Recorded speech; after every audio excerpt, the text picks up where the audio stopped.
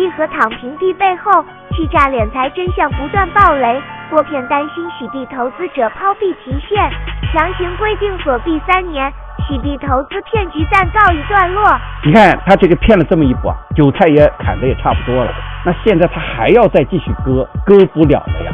但是千年巨骗文贵可不这么想，只要活着将行骗不止。最近又在不断吹嘘他的7000战友给他不断捐款，又是捐钱的。很多战友给我发的信息，让我今天直播一下。太多战友让七哥真的是太感动了，特别是战友们，我没办法回。现在他说了7000多个战友，要所有的币要捐出来，然后有400万美元、600万美元、1700万美元要捐款的。不断抛出各种欺骗蚂蚁的话题，说了这么多，你倒是让有洗币的投资者提现啊，兑现当初让蚂蚁实现财务自由的承诺。洗币啊，七哥当时给设计出来的，它有第一个它是货币的属性，而且是跟金子挂钩的，不跟这个直接明确金子，不管它涨多少钱都会20%变成金子。这个当时你的价值是什么呢？谁来使用你才有价值，没使用你什么价值都没有，零。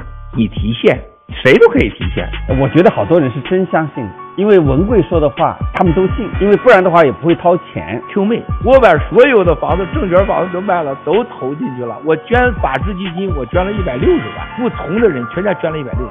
所以老郭这个骗局啊，蒙很多人，这是很正常的。为什么大家在第一时间有不少人都觉得郭文贵可能啊有点钱，可能他真的跟共产党有点仇，后来发现全假。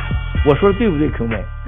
是我怎么说呢？就是说，是因为他很暴力，所以他统治你，是因为你懦弱吗？是因为你贪吗？还是因为你的什么弱点？你为什么会被他统治？当这些问题在我的心里面一遍遍的重复的时候，我就觉得，现在留在郭文贵身边的蚂蚁，不是蠢就是坏。这些所谓脑子不冷静啊、弱智商人，他不会离开我们爆料革命。但是文贵还是继续要割，我们祝文贵好运吧啊！这躺平币别弄，自己躺在那。